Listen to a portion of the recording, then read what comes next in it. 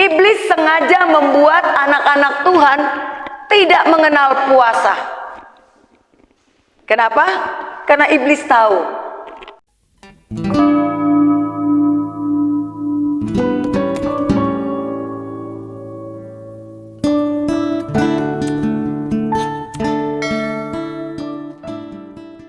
ayo nyanyi dulu kemarin. Apa lagu kita? Apa lagu kita kemarin? Aku yang ngajarin kalian. Hah? Ayo. Ada gerakan roh Yahweh di sini. Itu kau nyanyi itu namanya pujian dan declare. Ya, ini kan kita belajar doa dan pujian. Doa dan pujian, lagu itu mesti kau pilih benar-benar. Lagu ini misalnya kayak baca kitab suci, doa tiap hari, itu lagu, tetapi itu untuk manusia.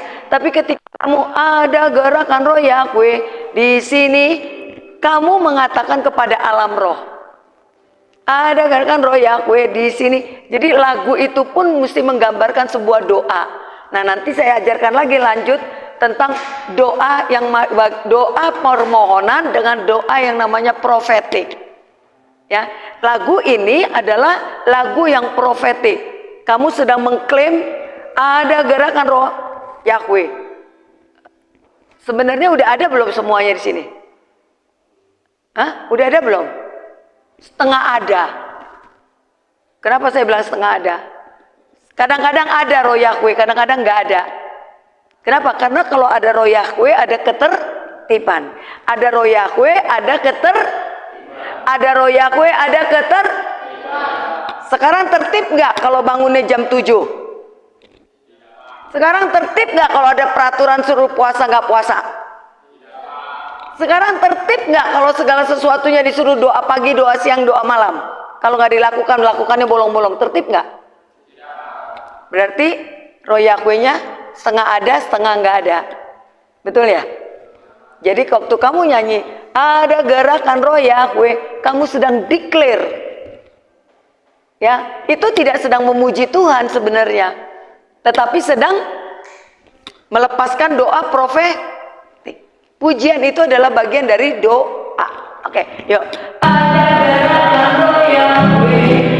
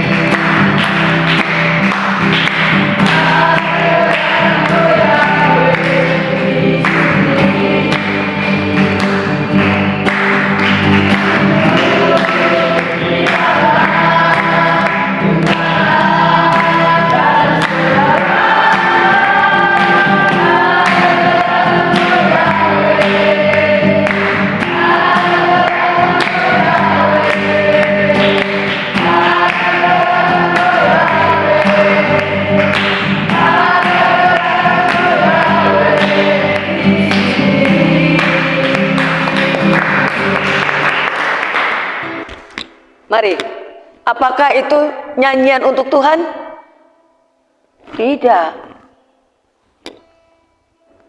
Mana pujian pengagungannya? Saya mau kalian ngerti, kita belajar doa dan pujian ya. Itu adalah doa yang namanya doa profetik yang dilakukan dalam lagu. Apakah di sini sudah ada gerakan roh Yahweh? Di timur, di barat, di utara? Kita nggak tahu. Tapi yang pasti kalau sudah ada, pasti semua sudah terima Injil Kerajaan dong. Betul kan? Buktinya kan belum. Berarti ketika kamu menyanyikan ini, kamu sedang mengangkat iman. Kamu katakan ada gerakan roh Yahweh di timur, di barat, di utara, di selatan, di sini. Ya, itu maksudnya. Jadi pujian itu harus kamu kenali. Ini pujian penyembahan, ini pujian-pujian, ini pujian yang untuk bersama berbicara dengan sesama, atau pujian yang mengandung doa profetik. Ya, doa nanti ada macam-macam. Doa permohonan, ada doa apa, nanti ada namanya doa declare. Itu yang tadi saya kemarin bilang, declare, doa profetik. Ya, lagu tadi adalah lagu profetik. Ya, kalau profetik berarti ada unsur iman. Kamu sedang mengimani, belum ada, tapi kamu katakan sudah ada. Kemarin iman definisinya apa? Segala sesuatu yang kita harapkan belum kita terima, tapi kita nyatakan seperti kita sudah menerima. Intinya seperti itu, betul? Jadi ada gerakan roh Yahweh, apakah sungguh benar udah ada? Kan belum tahu. Tetapi kita mengimani sudah ada. Tanggap, itu lagu, itu pujian. Jadi belajar mengenal pujian. Jangan lagunya sebentar-sebentar. Apa-apa ya, lagu yang aku mengasihi engkau Yahweh, terus dengan air mata. Terus kau pikir itu penyembahan? Seringkali orang berpikir kalau lagunya mendayu-dayu itu penyembahan. Belum tentu. Nangkep ini? Ada lagu Roh Yahweh di dalamku. Na na na na na na na. Itu tahu? Nggak tahu lagunya. Oh, kalian mesti banyaklah belajar lagu-lagu yang mengandung unsur di mana yang lagu girang ya, yang di mana kamu menyatakan iman, declare. Ketika kamu bilang roh Yahweh di dalamku lebih besar dari segalanya, kamu sedang menyatakan. Jadi itu tidak sedang nyanyi ke Tuhan, tapi kamu sedang memuji, menyatakan iman. Tangkap ya. Nanti kita masuk ke pujian. Sekarang masih doa dulu. Oke, jadi kita ngerti sekarang bahwa puasa, iblis sengaja membuat anak-anak Tuhan tidak mengenal puasa. Kenapa? Karena iblis tahu. Waktu murid-murid datang kepada Yeshua, dia bilang, Tuhan, yang ini kami sudah doa, udah tupang tangan, tapi dia tidak terjadi apa-apa. Lalu Tuhan bilang apa? Oh, yang seperti ini tidak cukup hanya dengan doa, tidak cukup hanya dengan tupang tangan, tapi harus dengan puasa. Jadi iblis mengenal akan hal ini, ya. Puasa masuk ke dimensi alam roh. Kamu masuk ke dimensi alam roh. Di alam roh ada dua hal, Tuhan dan kuasa kegelapan. Ketika kamu berpuasa, kamu masuk ke dimensi alam roh.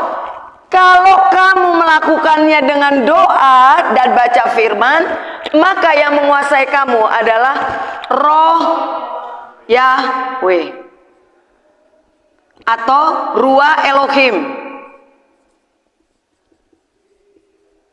Lebih tepatnya adalah Ruah Elohim. Apa ini? 7 api.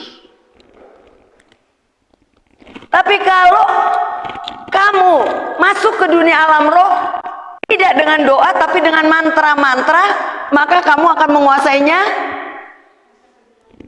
Inilah yang disebut dukun. Kalau ini apa disebutnya? Hamba Elohim. Jadi hamba Tuhan tidak pernah puasa, engkau hanya menjadi hamba Elohim yang biasa-biasa saja. Ini kayaknya udah mulai pada habis nih. Siapa? Isi dulu deh.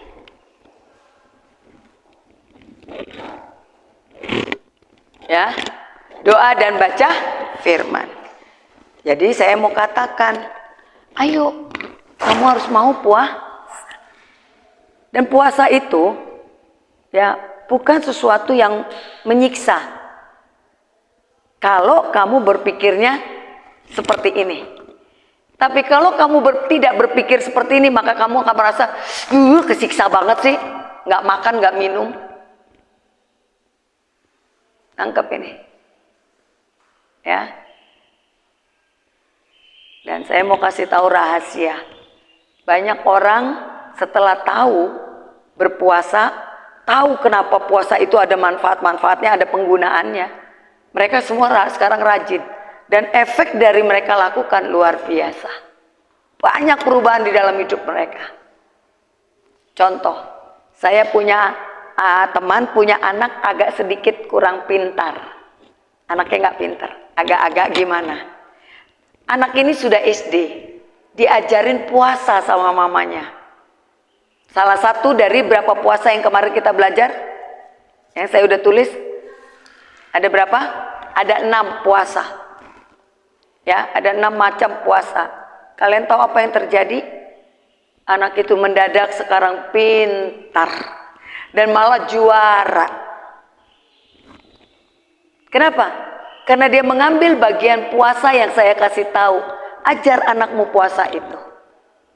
Jadi dari 6 puasa ini, ada puasa-puasa yang tujuannya untuk membuat kamu pintar. Ada yang membuat tujuannya supaya kamu powerful. Ada tujuan yang supaya iblis takut.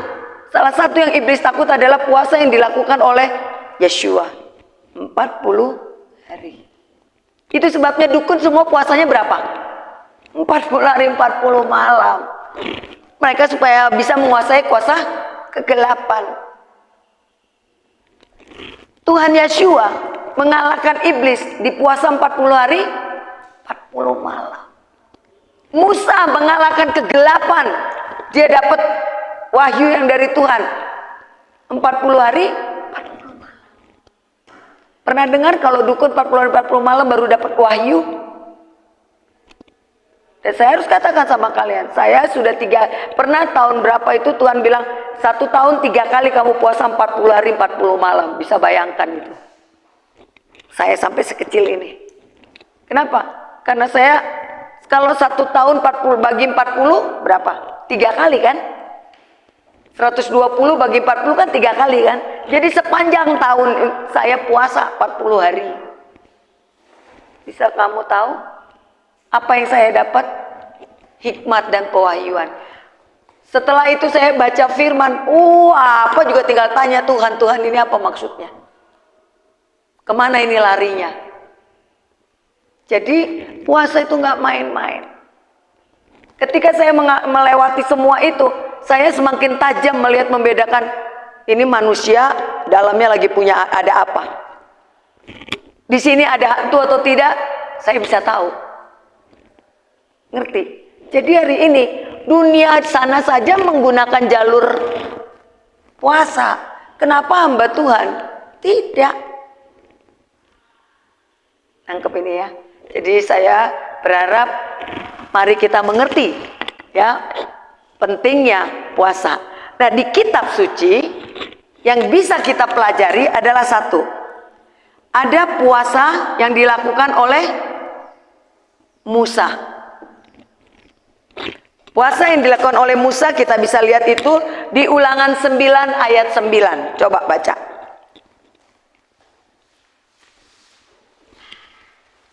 Ulangan 9 ayat 9.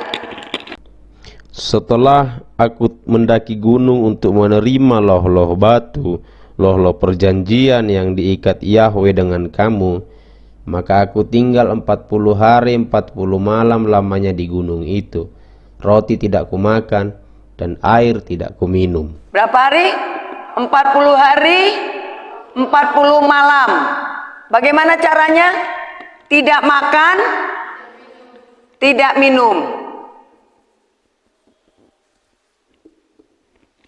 Di mana dia berdiri? Di atas Gunung Sinai.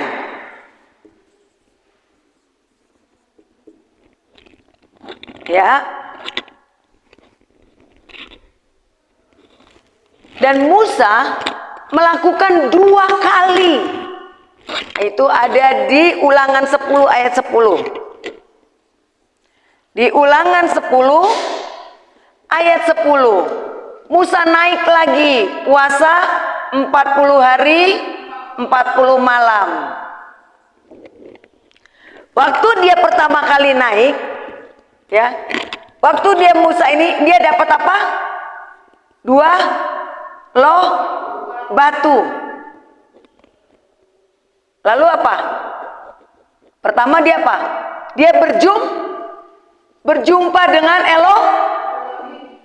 Dia berjumpa dengan Elohim. Muka dengan muka. Musa bertemu dengan Tuhan waktu dia puasa 40 hari. Lalu dikasih 2 loh batu. Batu apa ini? Isinya apa?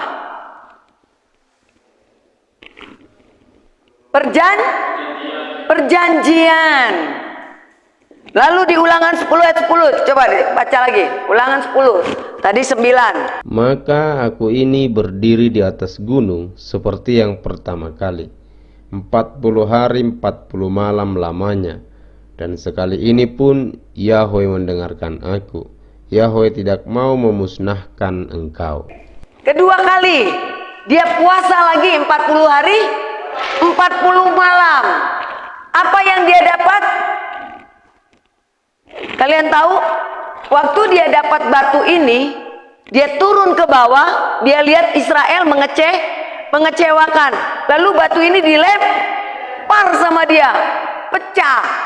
Lalu dia naik lagi puasa 40 hari 40 malam. Apa yang didapat? Belas kasihan Elohim untuk Israel. Lalu apalagi?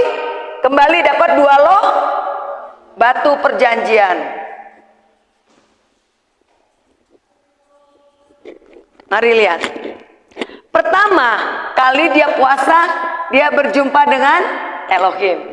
Ini sesuatu yang sangat luar biasa. Musa face to face, ketemu muka dengan Bapa Yahweh.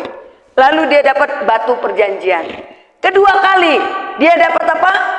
Belas kasihan untuk bangsa Israel. Ya, lalu dia dapat apa?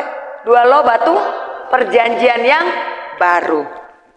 Mari perhatikan. Puasa 40 hari, berjumpa dengan Elohim, dapat belas kasihan. Lihat, kalau puasa alam roh, maka dia ketemunya dengan Elohim. Jadi tidak mustahil kalau misalnya dia tidak dengan Elohim, bisa masuk kuasa ya. Ini Musa. Oke, kedua, habis Musa kita mengenal Esther. Ya.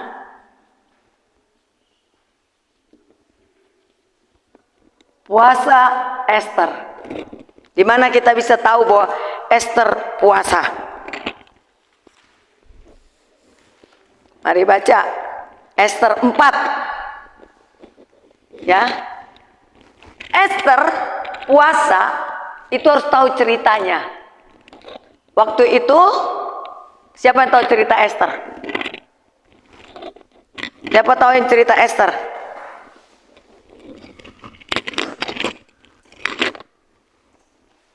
Bangsa Israel dalam tekanan, ya. Lalu semua orang Israel itu ditekan. Semua perempuan-perempuan cantik pada waktu itu dia ambil oleh Raja Ahasuerus. Lalu Mordekai membuat satu situasi supaya Esther itu dipilih oleh anggota raja untuk dimasukin ke dalam kerajaan. Nangkep? Nah, Esther tinggal di dalam kerajaan, di mana setiap perempuan-perempuan yang diambil tidak bisa sembarangan berjumpa dengan raja. Tidak bisa. Perempuan-perempuan yang cantik-cantik yang diambil itu hanya boleh datang ketemu raja kalau raja yang panggil. Kalau raja nggak panggil, dia nggak boleh datang menghadap. Satu situasi tidak enak. Mordekai bilang sama Esther, Esther, ini kita bangsa Yahudi semakin mengalami tekanan. Tolonglah minta, bicaralah ke raja, bantulah supaya bangsa Yahudi ditolong. Tapi Esther bilang, bagaimana bisa saya menolong? Orang manggil aja belum giliran saya, katanya. Lalu Mordekainya marah. Singkat cerita Mordekai marah. Ya udah, kalau kamu tidak mau nolong, tidak apa-apa. Dia bilang tuh, Mordekai ini siapa? Siapanya Esther, Mordekai. Kalian belum pernah baca ya cerita Esther? Oh my God, menarik sekali itu kitab Esther. Cuman sedikit kok. Itu semua orang paling suka baca kitab Esther. Oke, kalau gitu dengarkan saya. Jangan saya ngomong, kalian sendirian ceritanya. Karena buat apa kamu tahu puasa Esther kalau kamu tidak tahu bagaimana itu terjadi puasanya. Seperti ini. Puasa ini nanti kamu tahu 40 hari berarti untuk bertemu dengan firman. Jadi puasa itu nggak sembarangan. Nah, lahirnya puasa si A, puasa si B itu ada tujuannya. Ya, tinggal kamu mau ambil yang mana puasanya nanti. Ngerti? Nah, ini puasa Esther. Esther dituntut untuk bicara sama raja. Tapi dia bilang, lo Pak Om, ini Mordekai adalah omnya, dia ada di luar istana. Aku nggak bisa ngomong karena belum waktuku bicara dengan mereka sama raja. Raja belum panggil saya, katanya. Jadi Raja Ahasuerus itu banyak mengambil wanita-wanita cantik dari seluruh negeri, di stok di kerajaannya. Kalau dia mau pakai, dia panggil. Kalau nggak boleh perempuan-perempuan itu datang menjumpai dia. Tangkap ini. Lalu Mordekai bilang, kalau kamu tidak mau menolong bangsamu, dengar, kalau kamu tidak mau menolong bangsamu dan bangsamu semua mati binasa, jangan pikir kamu sendiri yang akan selamat di istana. Karena satu kali pasti orang akan tahu bahwa kamu adalah orang Yahudi. Kerajaan tidak tahu bahwa dia adalah orang Yahudi. Lalu Esther bilang, ya sudah kalau begitu, suruhlah semua orang Yahudi berpuasa bersama dengan saya. Puasa dengan saya 3 hari 3 malam. Setelah itu saya akan menghadap raja.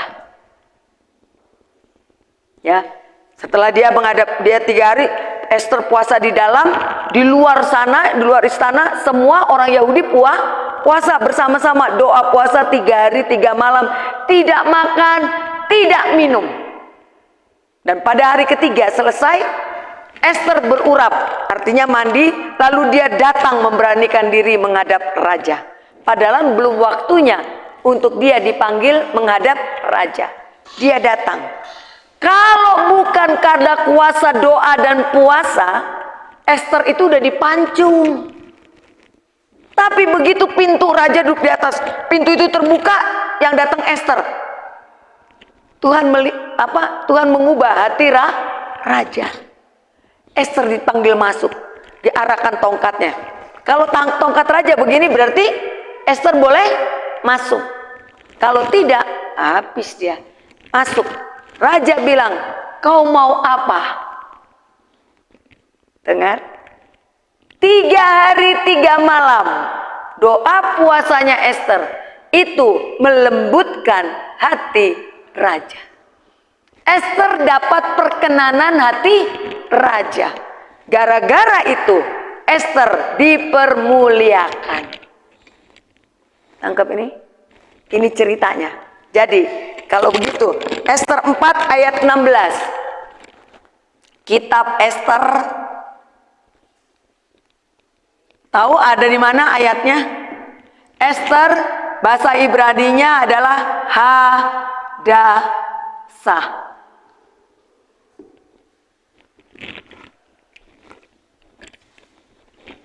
Ya, Esther 4 ayat 16 coba kita baca. Pergilah, kumpulkanlah semua orang Yahudi yang terdapat di Susan, dan berpuasalah untuk aku. Janganlah makan dan janganlah minum 3 hari lamanya, baik waktu malam, baik waktu siang.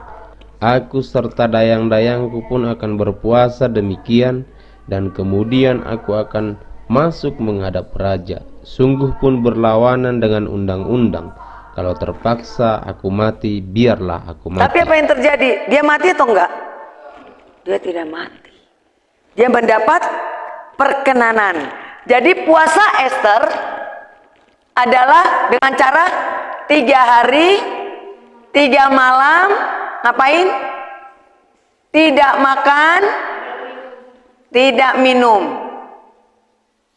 Apa yang didapat? Perkenanan hati raja.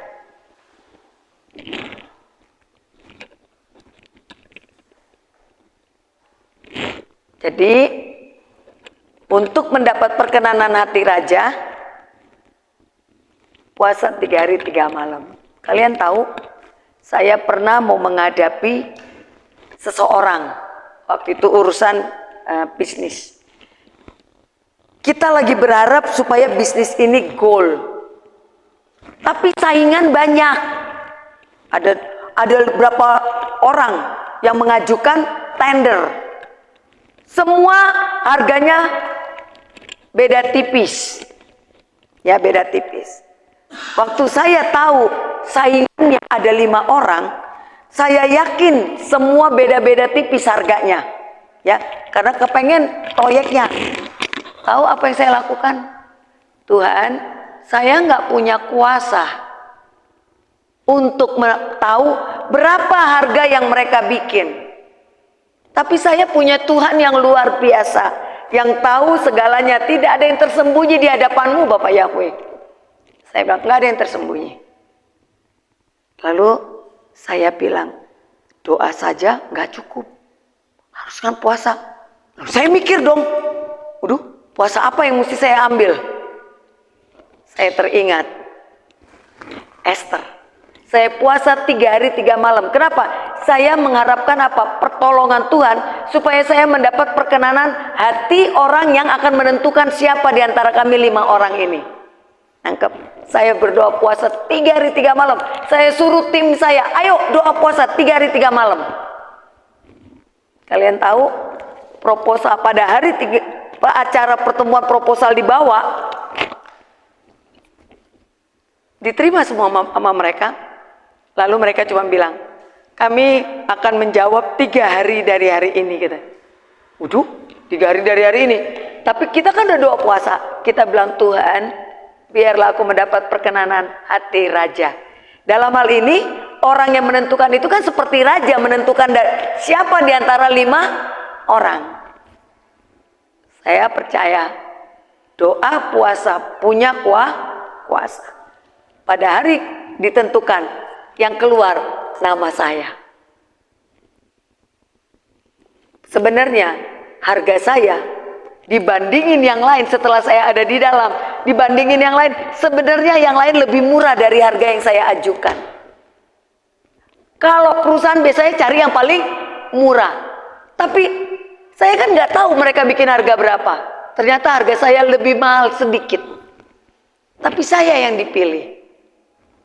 Nangkep? Sama hati raja. Jadi saya sampai hari ini, kalau saya menginginkan perkenanan hati raja, atau saya mau merayu Tuhan, ada orang lagi bergumul dengan persoalannya, Ibu Ondang tolong bantu saya doa dong, dan saya akan puasa. Apa masalahmu? Dia membutuhkan pertolongan Tuhan, belas kasihan Tuhan. Maka saya ambil puasa 3 hari 3 malam. Kenapa? Saya meminta perkenanan hati raja. Raja ini bisa manusia, bisa Elohim.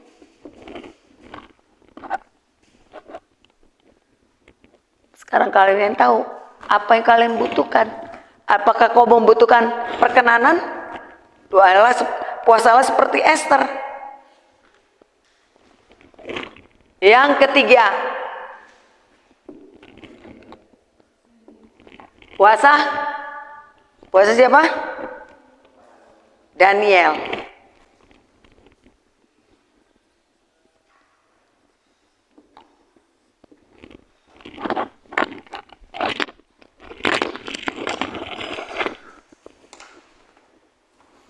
Puasa Daniel. Siapa yang tahu? Hah? 21 hari. Itu katamu ya. Kalian tahu Daniel itu memiliki gaya puasa 10 hari. 2 puasa. 3 puasa 21 hari.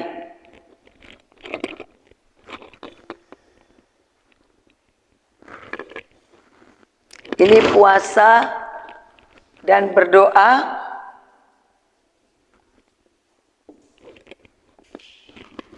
Daniel punya 3 gaya puasa.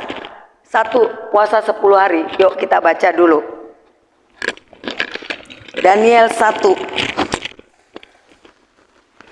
Mana kitab suci?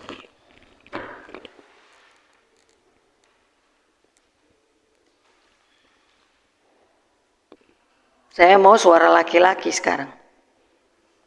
Jangan anak perempuan saja yang disuruh baca.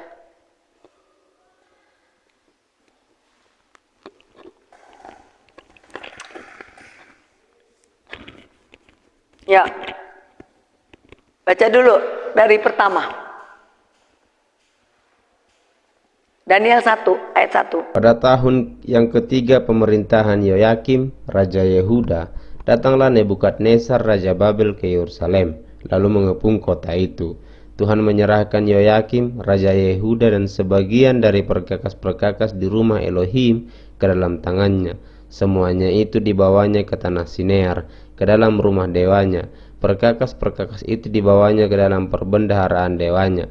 Lalu Raja bertitah kepada Aspenas, kepala istananya, untuk membawa beberapa orang Israel yang berasal dari keturunan raja dan dari kaum bangsawan, yakni orang-orang muda yang tidak ada sesuatu celak, yang berperawakan baik, yang memahami berbagai-bagai hikmat, berpengetahuan banyak, dan yang mempunyai pengertian tentang ilmu, yakni orang-orang yang cakap untuk bekerja dalam istana raja, supaya mereka diajarkan tulisan dan bahasa orang Kasdim. Dan raja menetapkan bagi mereka pelabur setiap hari dari santapan raja dan dari anggur yang biasa diminumnya. Mereka harus dididik selama 3 tahun, dan sesudah itu mereka harus bekerja pada raja. Di antara mereka itu ada juga beberapa orang Yehuda, yakni Daniel, Hananya, Misael, dan Azaria. Pemimpin pegawai istana itu memberi nama lain kepada mereka. Daniel dinamai Belsasar, Hananya dinamai Sadrak, Misael dinamai Mesak, dan Azaria dinamai Abednego. Daniel berketetapan untuk tidak menajiskan dirinya dengan santapan raja dan dengan anggur yang bisa diminum raja. Dimintanyalah kepada pemimpin pegawai istana itu supaya ia tidak usah menajiskan dirinya. Maka Elohim mengaruniakan kepada Daniel kasih dan sayang dari pemimpin pegawai istana itu. Tetapi berkatalah pemimpin pegawai istana itu kepada Daniel, "Aku takut kalau tuanku raja yang telah menetapkan makanan dan minumanmu berpendapat bahwa kamu kelihatan kurang sehat daripada orang-orang muda lain yang sebaya dengan kamu, sehingga karena kamu aku dianggap bersalah oleh raja." Kemudian berkatalah Daniel kepada penjenang yang telah diangkat oleh pemimpin pegawai istana untuk mengawasi Daniel, Hananya, Misael, dan Azaria, "Adakanlah percobaan dengan hamba-hambamu ini selama 10 hari, dan biarlah kami diberikan sayur untuk dimakan dan air untuk diminum. Sesudah itu bandingkanlah perawakan kami dengan perawakan orang-orang muda yang makan dari santapan raja. Kemudian perlakukanlah hamba-hambamu ini sesuai dengan pendapatmu.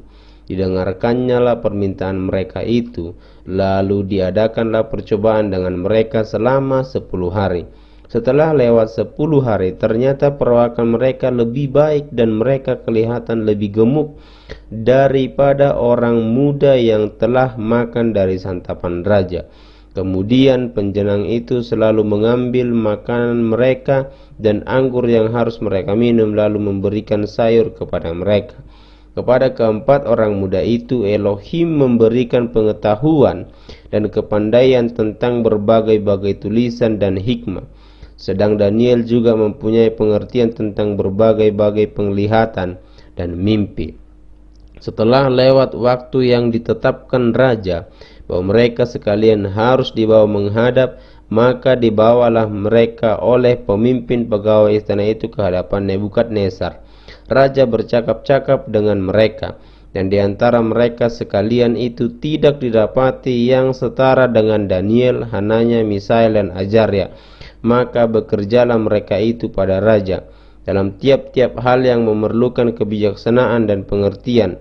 Yang ditanyakan raja kepada mereka, didapatinya bahwa mereka 10 kali lebih cerdas daripada semua orang berilmu dan semua ahli jampi di seluruh kerajaannya. Daniel ada di istana sampai tahun pertama pemerintahan Kores. Oke, dari bacaan ini simpulkan apa? Puasa apa? Seperti apa? Dan apa yang didapat? Puasa apa dulu? Puasanya oke. Puasa 10 hari. Oke. Apa cara puasanya? Tidak makanan raja, tidak makan makanan raja. Apa sih makanan raja? Tidak minum minuman anggur raja. Apa maksudnya makanan raja? Mereka itu ada di sana dikasih makan. Kalau raja makan ayam, mereka juga makan ayam. Dan hari ini adakah raja makan yang tidak enak? Pasti yang enak, enak. Adakah raja minum anggur-anggur yang kurang enak? Pasti yang enak. 10 hari. Daniel, sejak Daniel masuk ke sana, Daniel 1 berkata, dia berketetapan tidak makan santapan raja. Mereka itu ditangkap dari Israel, dari Yerusalem, dibawa ke Kasdim menjadi tawanan. Tapi karena mereka pintar, mereka tinggal di lingkungan kerajaan untuk tinggal sama raja di Babel. Oke? Lalu Daniel dan teman-teman 4 orang berketetapan hati. Selama di sana mereka tidak mau makanan raja. Mereka tidak mau minum anggur. Oke? Lalu dia bilang sama orang sana, nanti kalau kamu nggak makan, saya yang dimarahin penjenengan itu adalah pengawas. Nanti saya dimarahin raja, dikira kalian saya nggak kasih makan. Makanlah. Dia bilang tidak. Gantikan saja kami. Apa? Makan apa? Sayur-sayuran. Terus apa lagi? Minum air, bukan anggur. Ya, dia bilang, aku sudah berketetapan tidak makan 2 ini. Kenapa? Karena dia orang Yahudi dan dia adalah menyetapkan untuk menjadi seorang nazir. Karena anggur bicara tidak diminum sama dia, bicara nazir, ya. Lalu dia bilang sayur dan minuman air. Terbukti mati apa hasilnya? Hasilnya apa? Sehat. Lebih sehat. Oke, apalagi yang dia dapat? Jadi bicara apa? Kecerdasan. Lihat. Makan sayur-sayuran, minum air. Tidak mabuk-mabuk, tidak makanan yang ini makanan raja yang enak-enak. Jadi kalau kalian di sini makan ya cuman ikan teri, sayur, jangan kalian pikir kalian jadi kurus. Kalau kalian pikirkan seperti ini, ya, bikin saya tuh selalu seperti itu. 10 hari pertama tiap bulan saya jadikan persepuluhan saya. Tanggal 1 sampai tanggal 10 cuman makan sayur-sayuran, minum air, tidak makan yang enak-enak. 10 hari. Tahu apa yang terjadi? Sehat kalau kamu mau sehat. Lalu apa? Cerdas. Ini Daniel berapa? Daniel 1 ayat 17. Ya. Oke. Yang kedua kali. Baca Daniel 9. Tulus yang baca.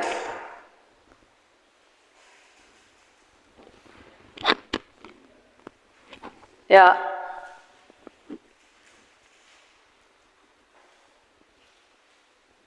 Tunggu. Tadi hasilnya itu sehat, lalu diberi kecerdasan. Apalagi dikasih untuk Daniel dapat apa? Untuk Daniel dapat apa? Pengertian. Untuk mengerti mimpi. Untuk mengerti mimpi. Untuk mengerti apa tadi ya? Ya baca itu diberi pengetahuan, diberi kepandaian, pengertian akan penglihatan dan mimpi. Penglihatan. Jadi dia bisa menerjemahkan penglihatan. Jadi kalau kamu mau punya kekuatan ini, biasakan puasa 10 hari cuman sayuran sama minumnya air. Lihat, Daniel puasa 10 hari, yang dia dapat badannya sehat, cerdas, pandai, punya pengetahuan, punya pengertian untuk mengartikan mimpi dan penglihatan. Sekarang mau punya penglihatan, kemampuan itu, lakukan seperti Daniel. Oke, Daniel 9. Oke, apa yang kau dapat? Apa kesimpulan dari yang kita dengar barusan?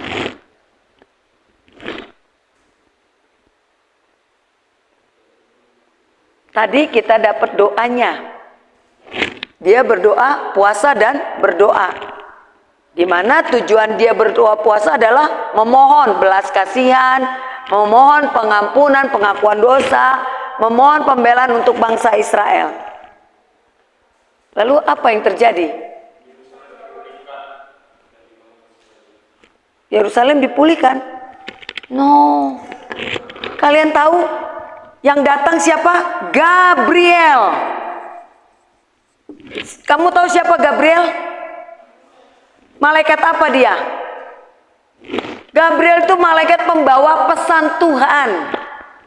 Ya, malaikat kan yang datang ke Maria juga Gabriel. Malaikat pembawa pesan Tuhan. Pesan Elohim. Dia berdoa puasa. Tujuannya ini, lihat. Tuhan kirim malah kasih pesan. Apa pesannya? Dibukakan rahasia. Rahasia masa depan. Rahasia masa depan. Apalagi yang dapat? Apalagi yang dia dapat?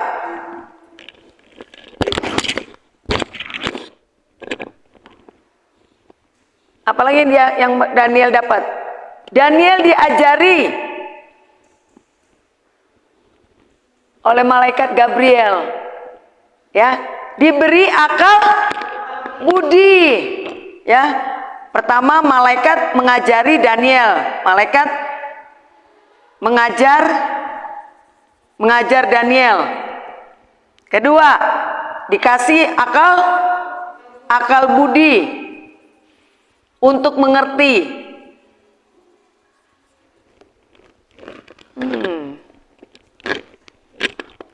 Doa puasa tidak dikasih tahu, makan atau tidak, minum atau tidak, nggak dikasih tahu.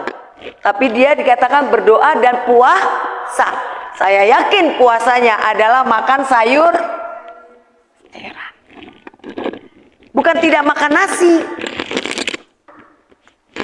Tapi saya juga tidak tahu karena di sini sayur-sayuran,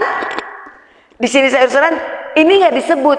Bisa jadi ini sama seperti Esther, tidak makan, tidak minum. Bisa jadi karena tidak ada catatannya. Tapi 10 hari ada catatannya, hanya makan sayur. Sampai sini paham nggak?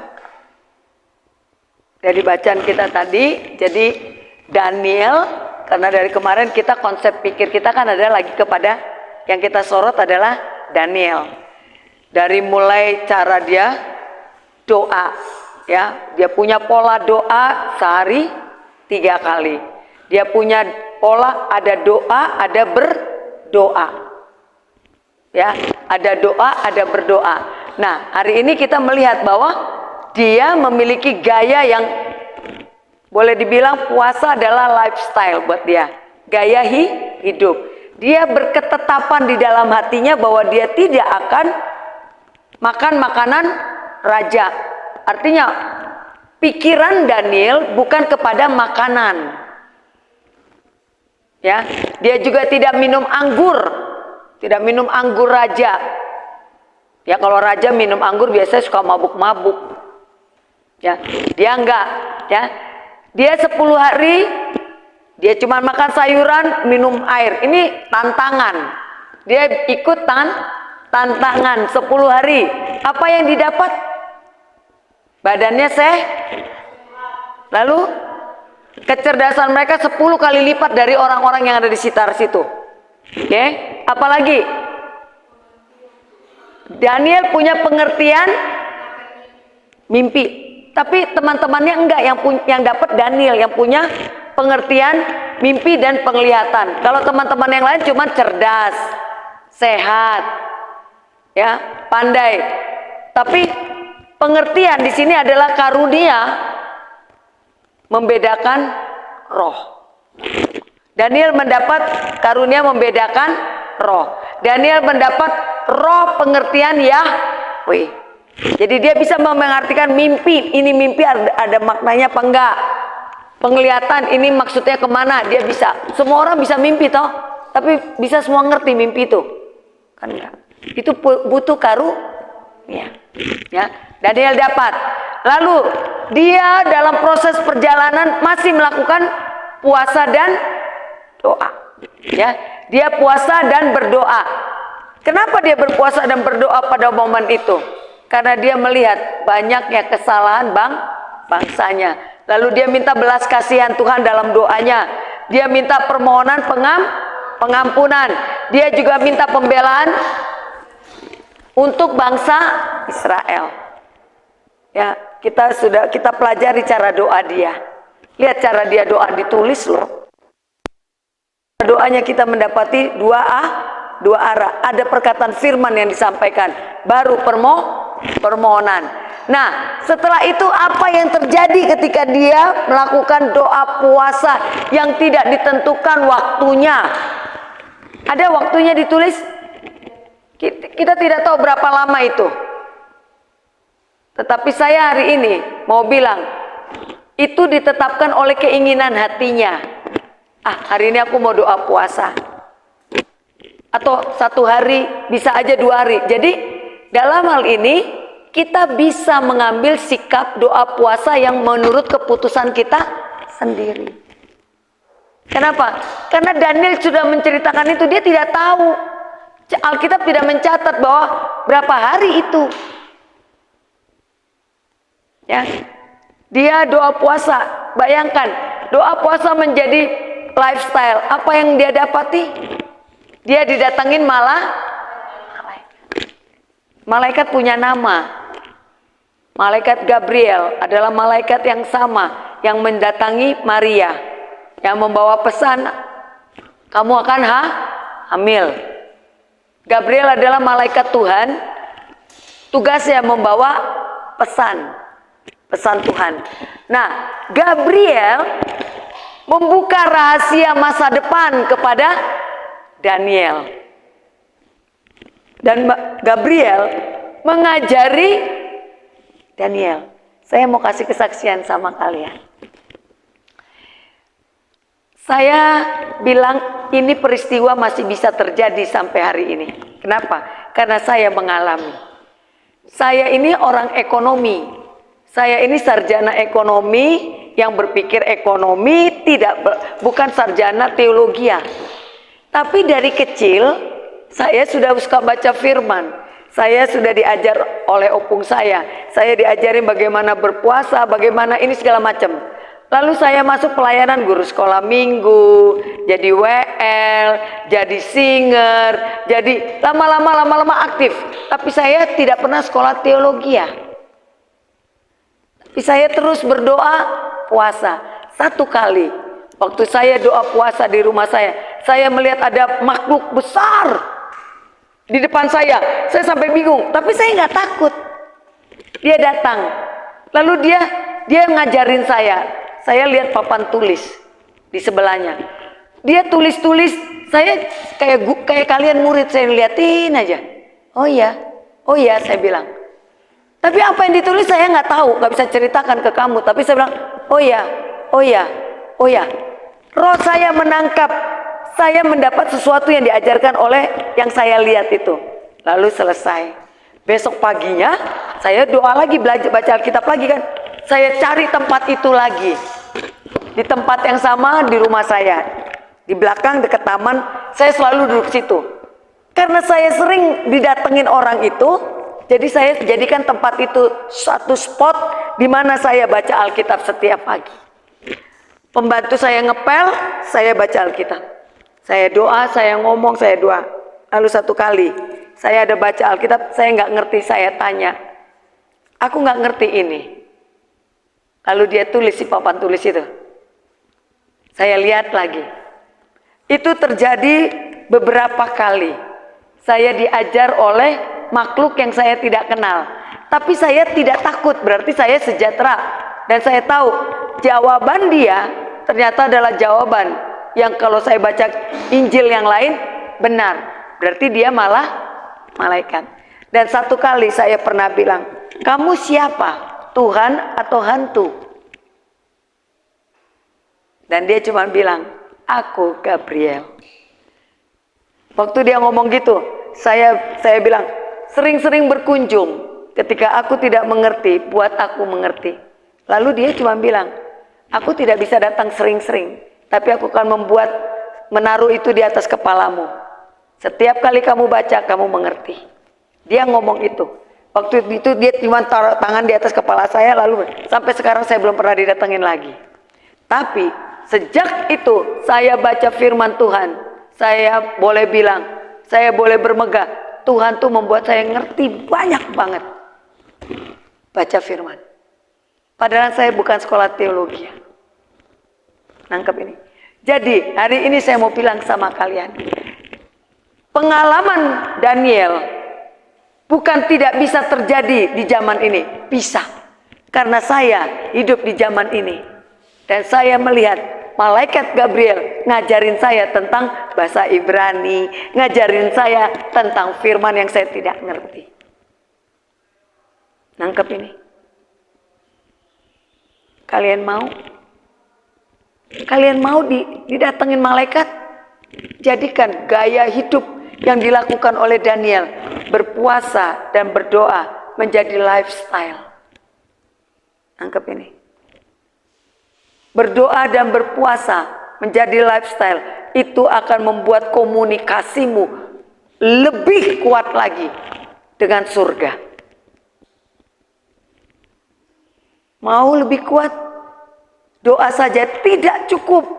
Doa adalah komunikasi, tapi tidak cukup. Sinyalnya akan lebih kuat kalau kamu berdoa.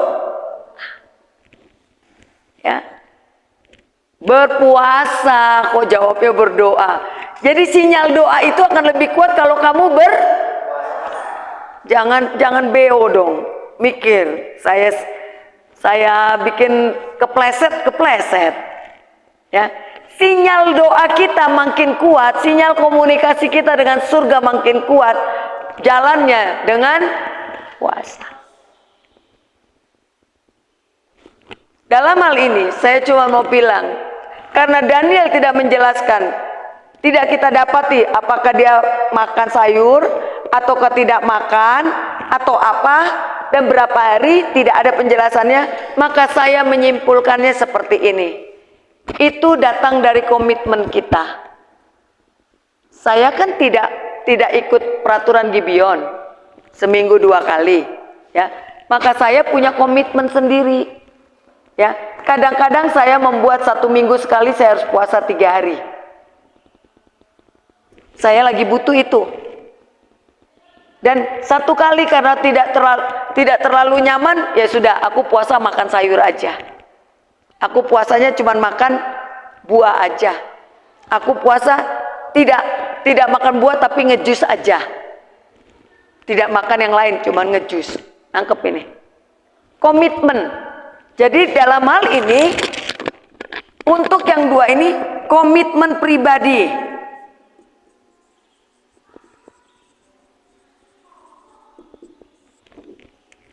Punya komitmen pribadi, mau seperti apa?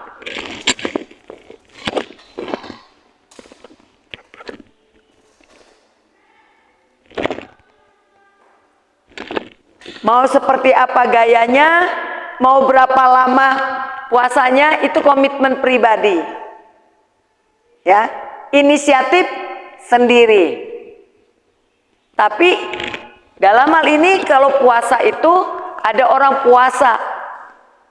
Kan di sini Daniel bilang tidak makan makanan raja. Artinya sesuatu yang menyenangkan.